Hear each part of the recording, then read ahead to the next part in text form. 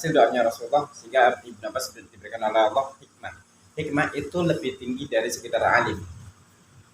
Hikmah itu lebih tinggi dari sekedar alim. Luqmanul Hakim, Luqman yang dipenuhi dengan hikmah dari Allah Subhanahu wa taala. Apa sih hikmah? Kebenaran yang Allah berikan kepada seseorang di luar kenabian. Kebenaran yang diberikan oleh Allah pada seseorang di luar kenabian. Artinya apakah orang itu belajar itu pasti dapat hikmah? Belum tentu. Ya, maka kita minta kepada Allah, Allahumma alimnal hikmah. Allahumma, untuk anak kita pegang kepalanya, Allahumma alimhul hikmah. Pegang kepala anak perempuan kita, doain Allahumma alimhal hikmah. Doakan dan doain. Harapannya anak kita yang belajar, yang di pondok, yang di SMA dan sebagainya, yang kuliah, itu bisa mendapatkan hikmah dari apa yang dipelajarinya, mendapatkan kebaikan-kebaikan, mendapatkan kebenaran-kebenaran dari apa yang dipelajarinya di tempat belajarnya anak kita. Allahumma alimnal hikmah, Allahumma alimhul kitab untuk anak laki-laki, Allahumma alimhal hikmah untuk anak perempuan. Jadi Allahumma alimhal hikmah, Allahumma alimhal kitab, Allahumma alimhul hikmah, Allahumma alimhul kitab, Allahumma alimnal hikmah, Allahumma alimnal kitab.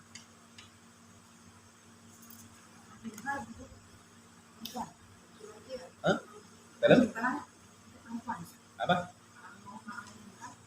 Allahumma alim hal untuk perempuan. Dia perempuan. Allahumma alim hal hikmah. Kalau laki-lakinya Allahumma alimhul hikmah. Untuk kitanya Allahumma alimnal hikmah. Ya Allah, ajari kami hikmah. Ya Allah, ajari kami kitab. Allahumma alimnal kitab. Antara itu. Maka kalau mau setiap ikut kajian dimanapun, doa itu dibaca. Di samping Rabbi zidni ilma Rasulullah, di samping itu Allahumma alimnal kitab, Allahumma alimnal hikmah, itu dibaca. Alimnal hikmah, Allahumma alimnal kitab.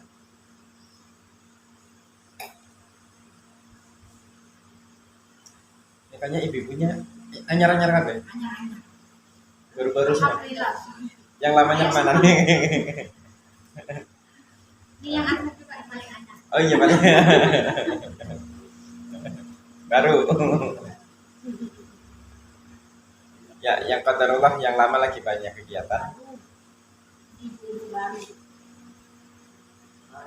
Ya. Kurang kenal, Pak. Enggak apa-apa. Baik, pada kesempatan pagi ini kita Ustaz nggak bahas melanjutkan kemarin, kita lihat sementara tak alihkan dulu ke tema menemukan perasaan batin orang-orang soleh terdahulu. Jadi orang-orang terdahulu itu manusia tetap punya batin, punya rasa, punya perasaan. Yang terkadang terkadang kita punya pikiran kalau orang-orang soleh terdahulu itu ya lurus terus, lempeng terus tanpa masalah. Ya. Pikiran kita, ya. Sahabat itu lempeng terus karena langsung dibimbing Rasulullah. Seakan-akan begitu, padahal kita bisa melihat di dalam Al-Quran itu banyak sekali kisah-kisah. Hampir Allah Subhanahu Wa Taala di dalam Al-Qurannya itu 60% kalau salah itu cerita tentang kisah di dalam surah Al-Baqarah bicara kisah, Al-Imran bicara kisah, An-Nisa bicara kisah, terus selalu ada sejarah, selalu ada kisah yang diceritakan oleh Allah Subhanahu Wa Taala untuk kita. Lalu apakah ketika Allah Subhanahu Wa Taala menceritakan kisah itu hanya kayak dongeng? Ya enggak mungkin. Tetapi hari ini kita menempatkan kisah-kisah di dalam Al-Quran itu kayak dongeng, hanya dongeng masa lalu, bukan masa sekarang. Padahal semua apa yang terjadi masa lalu itu selalu ada korelasinya dengan kondisi hari ini. Selalu sinkron dengan kondisi hari ini. Selalu realistis dalam kehidupan hari ini dan selalu ada. Cuma terkadang kita nggak jeli, kita nggak sampai nggak sampai sedetail itu dalam memahami kasus masa lalu dengan kondisi hari ini realitanya. Sehingga kalau kita cerita sama anak, ya hanya cerita dongeng. Ketika cerita sama murid, ya hanya kayak dongeng. Sehingga hikmah dari kisah-kisah itu tidak ada, tidak didapat, tidak diperoleh. Nah, maka hari ini kita coba menelusuri kisah-kisah masa lalu dan bagaimana korelasinya dengan kondisi kita hari ini. Kita ambil kisah yang pertama dari kisahnya Nabi Adam alaihissalam. Nabi Adam alaihissalam. Allah Subhanahu wa taala menciptakan Adam dari tanah. Ini sebuah yang dikabarkan oleh Allah Subhanahu wa taala. Kami ciptakan manusia dari tanah. Artinya di sekolah-sekolah anak-anak kita didoktrin dengan mengatakan manusia itu berasal dari keturunan kera, keturunan ketek, keturunan kera, keturunan monyet, hanya karena didapati fosil manusia yang mirip kera. Akhirnya dibikin teori pemaksaan diri, muncul teori evolusi. Manusia itu berasal dari kera. Ya, teori Darwin, dan itu teorinya orang komunis. Untuk apa? Menafikan adanya sang pencipta. Ya. Kalau ini logika saja, seandainya manusia itu dari kera, harusnya hari ini nggak ada kera, nggak ada lutung. Kenapa? Sudah jadi manusia semuanya. Kenyataannya keranya masih ada. Kenyataannya monyet masih banyak. Lalu kapan berubahnya? Iya, terus beda-beda lagi. Maka teori ini mentah. Teori yang paling lengkap adalah dari sabda Rasulullah SAW. Sungguh Allah Subhanahu Wa Taala menciptakan Adam alaihissalam dari semua unsur tanah yang ada di muka bumi ini. Allah menciptakan Adam itu bapak kita dari semua unsur tanah yang ada di muka bumi ini. Kemudian Allah jadikan dari anak keturunannya itu sesuai dengan unsur masing-masing. Maka berbeda-beda dalam kulit, warna, kondisi dan sebagainya. Itu tergantung kulturnya. Makanya muncul yang Eropa, Afrika, Asia, semuanya beda. Kenapa? Unsurnya beda. Unsur tanahnya beda. Ini luar biasa. Allah Subhanahu wa taala luar biasa sempurnanya. Itu dari semua anak cucu Adam. Kalaupun ada fosil yang ditemukan oleh ahli arkeologi itu, yang jelas itu manusia masih keturunan Adam alaihissalam. Cuma keturunan yang keberapanya kita belum tahu. Dan di mananya jenis kita belum tahu. Yang jelas kalau itu manusia pasti masih keturunan Adam alaihissalam. Kalau ada istilah makhluk purba, tentu yang akan menjadi makhluk purba pertama adalah Nabi Adam alaihissalam. Terus, iya, apakah Nabi Adam sejelek itu mukanya? Itu ya? Nabi Adam itu ganteng. Kalaupun ada yang bentuknya begitu, bentuknya kayak monyet, bentuknya tekstur tubuhnya begitu, yaitu bagian dari unsur tanah yang asal manusianya itu. Dan itu tetap masih anak keturunan Adam alaihissalam. Itu harus kita yakini. Ya? Maka teori Darwin ini teori mentah yang tidak perlu kita yakini. Cuma di sekolah masih diajarkan. Maka kita harus mengendalikan anak-anak kita terkait dengan teori-teori itu. Kalau di sekolah hanya untuk jawabnya hanya sekedar untuk nyari nilai, bukan membenarkan teori itu. Ya. Nabi Adam alaihissalam diciptakan oleh Allah Subhanahu wa taala dari tanah, dan Allah ciptakan Nabi Adam ditempatkan di surga. Di surga makan bebas, semuanya kenikmatan Allah Subhanahu wa taala ada. Tetapi Nabi Adam di surga sendiri. Rasanya gimana tuh? Ibu punya rumah mewah, fasilitas lengkap, semuanya terpenuhi, tapi hidupnya sendiri. Rasanya gimana? Pernah ngerasain hidup sendiri? Nggak tenang, nggak bakalan tenang. Maka apa? Allah ciptakan Hawa diambil dari tulang rusuk Nabi Adam alaihissalam. Untuk apa? Menjadi pendamping, menjadi teman, dan akhirnya Nabi Adam muncul rasa cinta. Makanya Allah Subhanahu wa taala memberikan satu isyarat, a'udzu minasyaitonir rajim. Wa min ayatihi an khalaqalakum min anfusikum azwaja. Untuk apa sih azwaj? Zauj ini litaskunu, agar kalian tenang.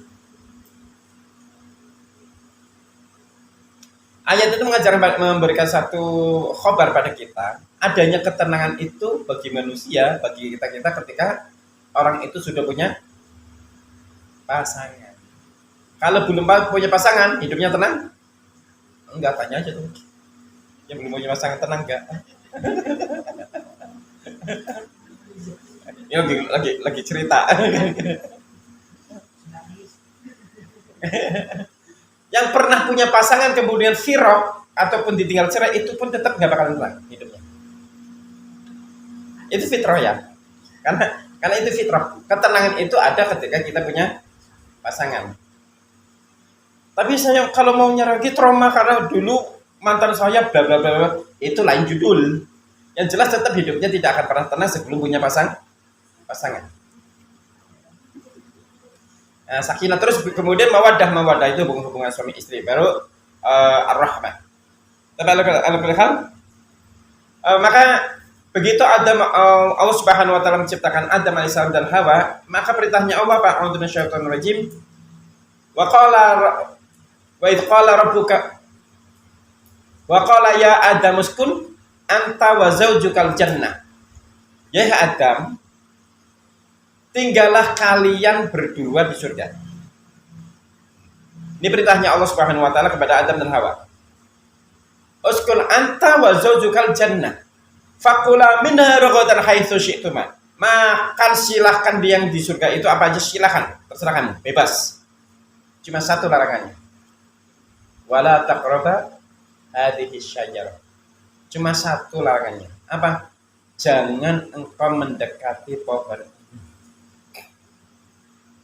Dari semua perintah Allah, dari semua apa yang dibolehkan, yang dilarang cuma satu. Maka Pak Adam sami'na wa ta'na, menjalankan, tapi iblis laknatullah alaih setelah bersumpah kepada Allah Subhanahu wa taala, tsumma la'atiyanahu min baini aydihim wa min khalfihim wa an aymanihim wa an syama'ilihim wa la tajidu aktsaruhum syakirin. Ini setelah iblis dilaknat oleh Allah Subhanahu wa taala, maka iblis bersumpah kepada Allah Subhanahu wa taala akan mengganggu Adam dan anak keturunan-keturunannya dari depan, belakang, kanan, kiri. Terus begitu, enggak berhenti. Dan akan memberikan gambaran indah atas semua kemaksiatannya. Kemaksiatan dipandang indah. Maka iblis tahu yang dilarang oleh Allah itu cuma satu. Tapi inilah kuncinya, inilah senjata yang diberikan oleh iblis. Bagaimana iblis itu bisa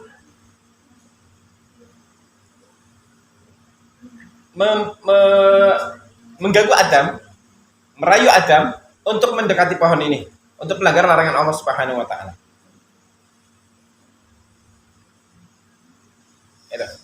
Masya Allah. Nah, kenapa? Karena iblis dilaknat oleh Allah. Kenapa? Ya karena tidak mau sujud kepada Adam, tidak mau melaksanakan perintah Allah untuk sujud kepada Adam. Loh, kenapa? Adam dibully. Kalimatnya dia apa? Ana khairum minhu khalaqtani min nar wa khalaqtahu min tin. Apaan aku mau sujud Adam? Wah, Adam dari tanah, Kak, saya dari api, ngapain saya sujud? Bahasa bebasnya. Nah, Nabi Adam alaihissalam itu dapat bulian dari iblis, direndahkan, dihina, dinyek.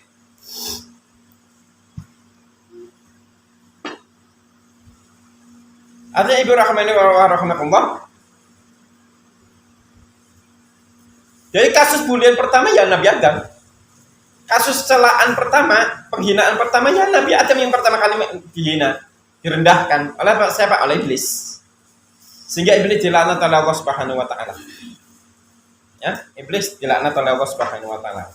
Kemudian cara iblis cara iblis untuk mengganggu Adam itu silakan ibu kalau baca di Qurannya surat Al-A'raf ayat 21-22.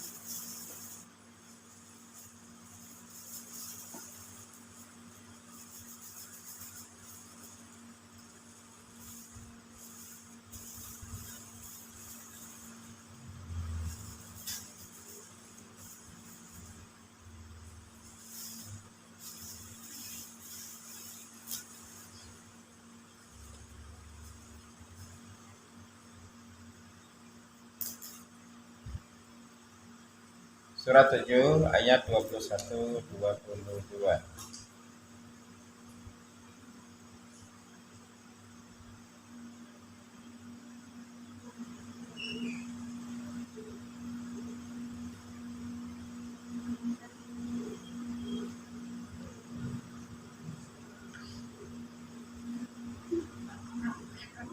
Ayat 21-22. Walaupun ceritanya nanti dari mulai ayat 19 sudah cerita. Saya bacakan dari ayat 19, saya bacakan aja. A'udzu minasyaitonir rajim. Wa ya Adam uskun anta wa zawjukal jannah faqula min haitsu syi'tuma wa la taqrabu hadhihi syajarata fatakuna minadh dhalimin. Dan Allah berfirman kepada Adam, "Hai Adam, bertempat tinggallah kalian dan istrimu di surga, serta makanlah olehmu berdua buah-buahan di mana saja yang kamu sukai, bebas, ya. Dan jangan kamu berdua mendekati pohon ini lalu menjadikan kamu berdua menjadi orang yang zalim." Ini larangan. Apa yang dilakukan oleh syaitan? Fawaswasa lahuma syaitanu liyubdiya lahuma ma wuriya anhuma min sawatihima wa qala ma nahakuma rabbukuma an hadhihi syajarata illa an takuna malakaini aw takuna minal khalidin. Ini ayat 20-nya. Ya. Luar biasa di sini. Kemudian iblis membisikkan pikiran jahat kepada keduanya. Iblis memberikan pikiran jahat kepada keduanya, masuk ke dalam, memberikan pikiran jahat, memberikan keburukan baik kepada Nabi Adam AS dan istrinya. Untuk apa? Untuk menampakkan kepada keduanya apa yang tertutup dari mereka, yaitu auratnya. Ya. Jadi iblis pengen auratnya Adam terbuka. Kemudian apa yang dilakukan iblis? Iblis mengatakan kepada Adam, "Manahakuma rabbukuma antil kahati syajarah." Tidaklah Rabbmu melarangmu dari mendekati pohon ini, melainkan supaya kamu itu berdua tidak menjadi malaikat dan kalian berdua tidak menjadi orang yang kekal di surga. Bohong gak iblis? Bohong. Ya. Ada percaya nggak? Waktu dia ngomong begini, percaya nggak? Pertama nggak percaya. Kenapa? Masih percaya kepada apa yang dilarang oleh Allah Subhanahu Wa Taala? Masih percaya dengan apa yang difirmankan oleh Allah Subhanahu Wa Taala? Tetapi untuk bisa menjerumuskan Adam dan Hawa itu dengan apa? Wa qasamahuma. Kalimat ini yang bikin Nabi Adam goyang. Wa qasamahuma, dan syaitan bersumpah kepada keduanya dengan kalimat apa sumpahnya? Wallahi, demi Allah, masya Allah. Demi Allah, sesungguhnya saya termasuk orang-orang yang memberikan nasihat.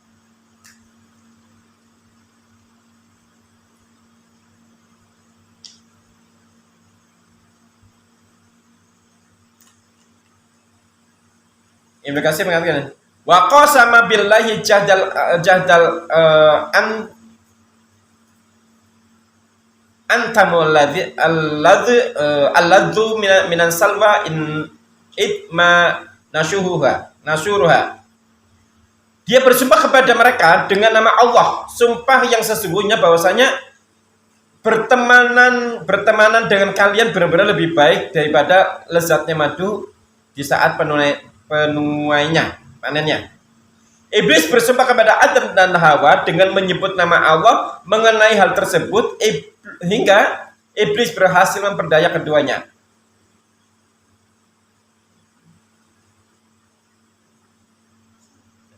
Jadi luar biasa.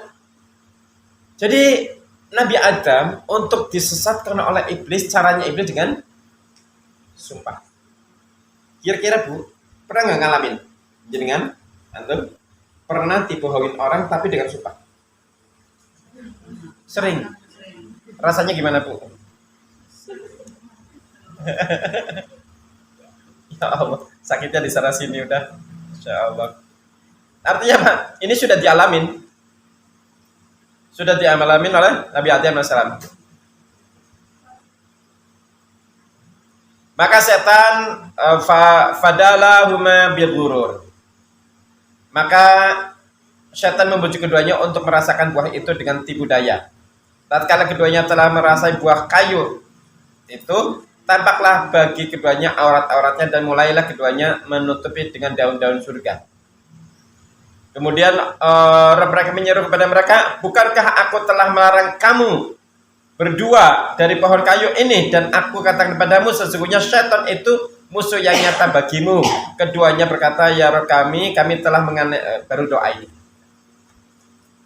Artinya ketika Nabi Adam alaihissalam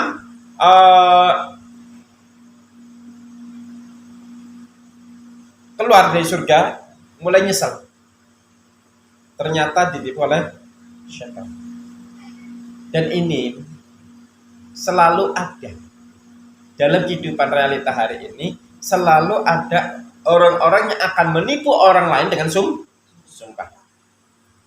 Bisa jadi ibu mungkin ya pun ini bukan. Bisa jadi ada seorang suami yang melakukan kesalahan, ketahuan, untuk menutupinya dengan sumpah. Mungkin nggak? Sangat mungkin. Wah, enggak, aku enggak, itu bukan siapa-siapa. Sungguh dengan sumpah, sangat mungkin banyak. Di pasar, dagangannya kalau laku, kalimatnya apa? Sumpah. Sumpah ini sudah ditawar sama orang itu sekian. Tapi saya nggak ngasih. Pakai sumpah lagi. Ya? Dan sumpah palsu selalu ada. Dalam persidangan banyak terjadi sumpah palsu. Atau mungkin kita juga pernah bersumpah tapi untuk berbohong. Jangan-jangan kita juga pernah melakukan begitu. Artinya kita bersumpah palsu untuk apa sih? Menutupi kesalahan.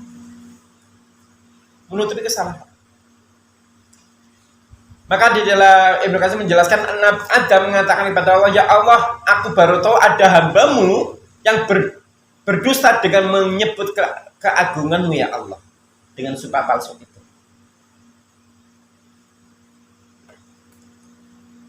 Maka ibu rahimahullah, dan ini akan selalu ada. Iblis akan selalu hadir pada kita dengan sumpah-sumpah palsunya. Orang akan dengan sumpah-sumpah palsunya banyak sekali. Maka kita harus hati-hati. Kenapa? Besok di yaumul qiyamah, di dalam surat Ibrahim ayat 22 itu Allah Subhanahu wa taala berfirman, a'udzu minasyaitonir rajim. Wa qala syaiton lama qudiyal amru inna Allaha wa'adakum wa'dal haqqi wa wa'adtukum fa akhlaftukum. Nah, coba surat Ibrahim surat 14 ayat 22.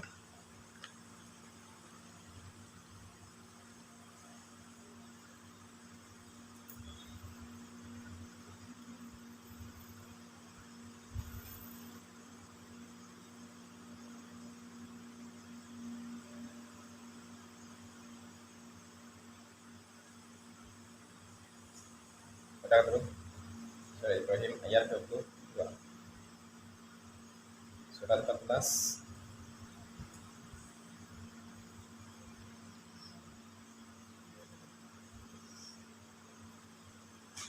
aku salah, Ustaz baca.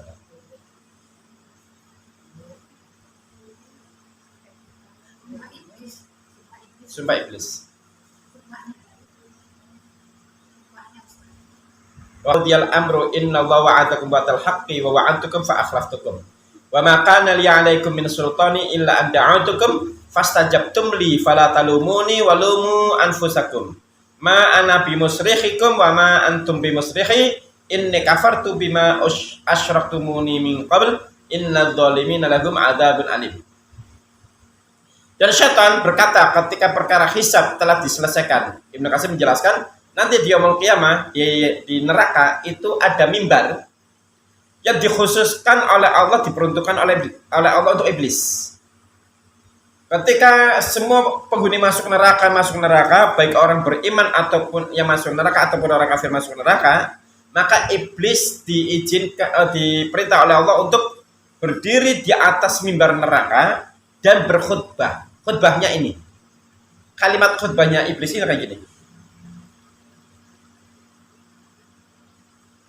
Innallaha wa'adakum wa'dal haqqi, sesungguhnya Allah telah menjanjikan kepadamu dengan janji yang benar. Apa janji Allah?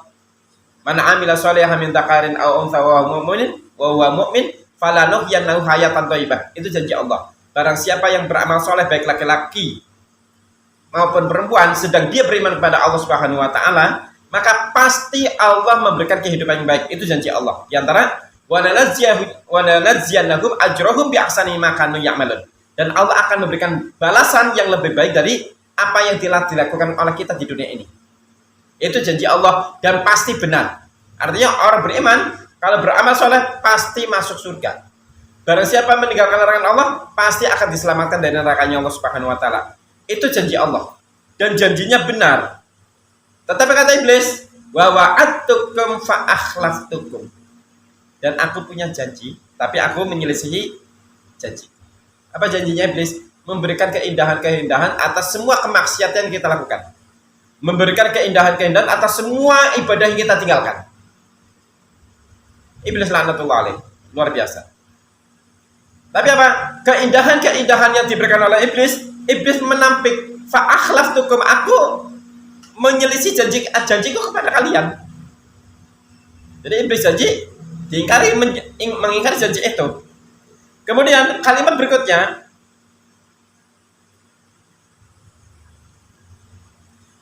tidak ada kekuasaan bagiku terhadapmu melainkan sekedar aku menyeru kepadamu, kamu mematuhi seruanku. Ya, kalimat indah sekali. Wa ma kana li 'alaikum min sultanin. Tidak ada bagiku untuk kalian. Artinya apa? Iblis, setan itu atas kita manusia tidak punya kekuatan. Artinya apa? Sangat lemah.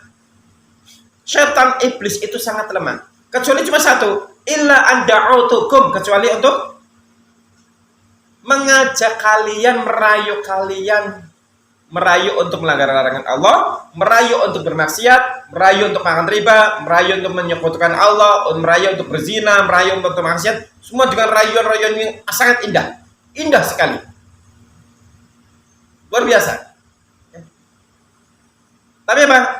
Kata-kata iblis, fastajabtum li wa ma 'alaikum min sultani illa ad'autukum, kecuali aku hanya sekedar mengajak kalian, mengajak untuk apa? Bermaksiat, mengajak untuk meninggalkan perintah Allah. Fastajabtum li, kalian saja yang mau ikut. Kalimat iblis. Kalian saja yang mau ikut seruanku.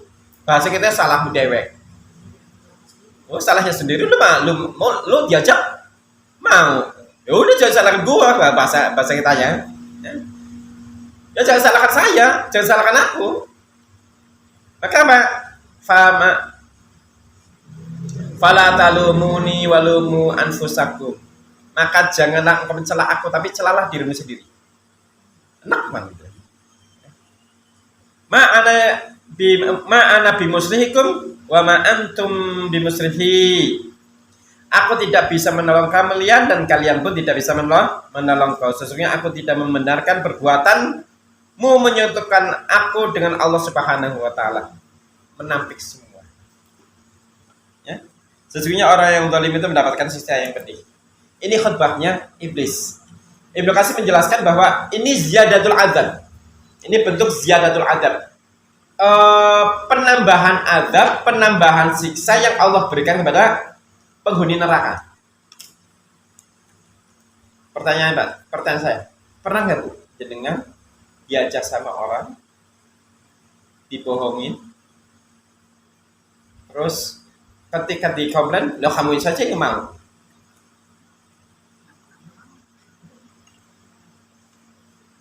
Pernah Bu? Ada nggak dalam masa sekarang kayak orang begitu?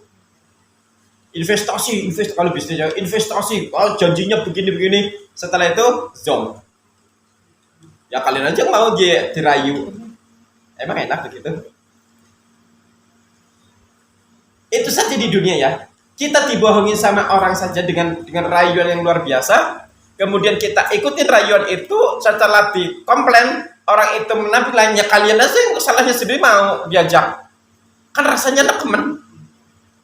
Persis apalagi di neraka, lagi susah-susah, lagi digebukin, lagi disiksa. Jawabannya cuma ya salahnya sendiri, kamu ikut saya. Tidak tanggung jawab. Orangnya tidak tanggung jawab. Dan ini selalu ada dalam kehidupan kita. Cuma neraka lebih dahsyat. Sisaan neraka lebih dahsyat. Di dunia saja kita ketika mengalami begitu, ya Allah, nyeseknya luar biasa. Ya, Ibu.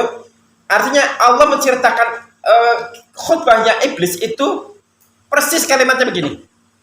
Kalimatnya iblis nanti di neraka, kalimatnya persis seperti yang dituangkan di dalam surat Ibrahim ini. Kenapa? Allah memberikan khabar, cerita tentang khutbah itu untuk kapan? Untuk besok. Bukan sekarang. Artinya Pak, dari awal Allah sudah mewanti-wanti jangan sampai kita dikhutbahi oleh setan. Kalau dengerin khutbah Jumat enak, perintahnya innal hamdalillah, seruan kebaikan. Khutbah Id, kalau seruan kebaikan. Tapi iblis khutbahnya di neraka, itu nyesek. Maka kita khabar ini menjadi ibrah untuk kita, jangan sampai kita mau dikhutbahi oleh iblis nanti. Artinya kalau kita ngikutin seruan iblis, ngikutin seruan setan untuk bermaksiat kepada Allah Subhanahu wa taala, untuk meninggalkan perintah Allah Subhanahu wa taala, melanggar larangan Allah Subhanahu wa taala, maka siap-siap dikhutbahi setan. Kalau sekarang nggak dapat, kalau sekarang masih dapat khutbah dari ustaz, mending dinasihati, diingatkan. Kalau sudah dikhutbahi setan, ya Allah, na'udzubillah min dzalik, waliyadzubillah. Ya. Ya, Bu.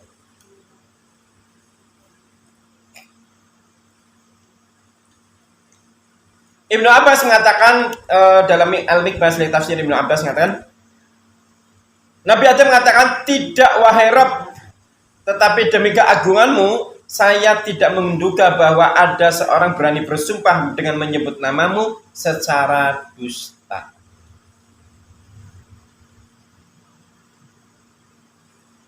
Nah, pertanyaannya, pernahkah kita merasakan dikhianati oleh teman, oleh pasangan, oleh saudara dengan ucapan palsu, dengan sumpah palsu, kebohongan yang dibungkus dengan kebaikan sehingga bahkan berani sumpah? Pernah nggak, Bu? Selalu ada nggak sumpah-sumpah palsu hari ini? Artinya cerita dulu itu tidak basi. Ceritanya Allah Subhanahu wa taala di Al-Qur'an tentang sumpahnya iblis kepada Adam untuk menjerumuskan Adam sampai keluar dari surganya Allah, sampai terbuka auratnya. Itu selalu ada kisahnya dalam kehidupan hari ini. Maka nggak usah kaget. Mangkel ya mangkel. Kalau kita sudah ngalamin, mangkel tapi jangan dipendam mangkelnya. Doakan hidayah saja. Maafkan aja. Coba kita bisa melihat para pegawai pejabat kan sumpah pakai Al-Quran lagi. Demi Allah, aku bersumpah. Setelah itu, setelah jadi jalanin janjinya enggak? Zong. Selalu begitu. Ada saja. Ya. Bagaimana kalau itu yang melakukan suami ibu, pasangan hidup kita? Aduh, rasanya gimana ya? Atau yang melakukan itu saudara kita sendiri, saudara kandung sendiri, atau yang melakukan itu anak-anak kita, masya Allah luar biasa. Itulah akan lebih menyakitkan. Kalau orang lain mungkin kita masih bisa bertahan. Kenapa? Gak hidup bersama dalam satu rumah. Kalau yang melakukan ini orang dalam rumah, itu luar biasa. Rekamannya susah hilang. Kenapa? Ketika seseorang itu pernah dibohongin, bahkan pakai sumpah, dan ketahuan kebohongannya, itu untuk percaya lagi itu sulit sekali. Walaupun bisa percaya bisa, tetapi sangat sulit untuk kembali menimbulkan kepercayaan kita pada orang yang selalu berbohong, apalagi dengan sumpah. Sulit sekali untuk dipercaya. Walaupun suatu saat bohong, walaupun suatu saat benar, ya walaupun suatu saat benar, tapi sulit dipercaya. Tapi kita pun tetap harus berusaha untuk melihat sisi benar enggaknya. Kisah yang ngetren itu kalau di sejarah pondok itu biasanya cerita tentang pengembala domba. Sering dengar ya Bu ya? Pengembala domba yang mengerjain penduduk. Tolong ada serigala, ada serigala, ada serigala. Oh, seluruh penduduk keluar bawa peso, bawa parang, semuanya bawa senjata. Untuk apa? Harapannya bisa ngejar serigala dan membunuh serigala. Sampai ketemu, oh kalian saya bohongin, oh di prank. Bahasa kalian di prank. Masyarakat, dua kali sama, teriak-teriak kenceng, serigala, serigala, serigala. Ternyata dibohongin. Yang ketiganya itu, akhirnya begitu betul-betul datang serigala, penduduk pada datang enggak? Ya, maka punten, tolong jaga, jangan sampai kita dusta. Apalagi sampai sumpah-sumpah dusta. Tadi. Jujur saja. Karena Rasulullah SAW bersabda, "Alaikum bisidqi." Hendaklah kalian jujur. Jujur. Fa inna sidqa yahdi ilal bir, karena jujur itu akan membawa kebaikan. Fa innal birra yahdi ilal jannah, dan kebaikan itu akan mengajak kita pada surganya Allah Subhanahu wa taala. Jujur. Ya. Jujur pada suami, jujur pada anak, jujur pada teman, jujur pada orang tua, jujur. Bagi orang beriman, dusta itu ketika melakukan dusta, dijamin hatinya tidak akan pernah tenang. Kalau kita beriman, ketika kita bohong, dijamin hati kita nggak bakal tenang. Ini ya. Maka ibu saya pesan, yuk kita jangan sampai dusta. Udah jangan nggak usah bohong. Walaupun dosa yang kecil saja, yakin orang beriman itu ketika bohong walaupun kecil nggak tenang. Contoh, ketika main HP, ibu janjian sama orang, gimana? Udah jalan? Udah, padahal masih duduk. Lagi OTW padahal masih duduk. Sebentar lagi padahal masih jauh. Bohong nggak? Ya bohong. Tenang nggak hatinya? Kalau orang beriman dijamin tidak akan pernah tenang walaupun itu udah bohong kecil. Tapi orang munafik hobi bohong. Bahkan bohong yang besar itu kecil. Orang munafik itu hobi bohong, senang dengan kebohongan. Bohong yang besar itu, bohong yang begitu besar pun tidak merasa bersalah. Happy saja. Kenapa? Nifak. Maka ibu rahimahullah. Jadi kisah-kisah masa lalu tentang kebohongan itu selalu ada. Realistis. Ya, sampai sini sebelum saya lanjut ada yang nanya? Lah bagaimana kalau saya sudah pernah dibohongin, rasanya untuk mengobatinya gimana? Sudah pernah dibohongin tuh? Sering. Sering. Aduh. Kalau ingat pada orang yang bohong rasanya gimana, Bu? Kalau ingat ada orang yang suka bohongi pada ibu rasanya gimana? Iya, tapi enaknya masih ada. Membuang enaknya itu harus rasa mangkalnya itu harus di-delete. Bekas-bekasnya itu harus hilang. Rasa marahnya harus hilang. Kenapa? Karena itu akan mempengaruhi karakter ibu. Merubah karakter ibu yang asalnya lembut bisa kasar. Kenapa? Nanti harus ada caranya.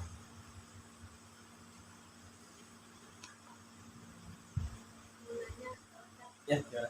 Itu kan ada Ustadz jualan rumahan. Dia awal jualan itu memberikan spek yang Bagus. begini. Tapi seiring berjalannya waktu dia ada beberapa yang tidak sesuai. Tapi ketika dikomplain dia nggak mau dan dia selalu merasa benar dan dia memutar apa kalau didatangin ke rumahnya itu ngeluarin dalil mulu, kan intinya sebenarnya gampang itu di janjinya dia gitu kan.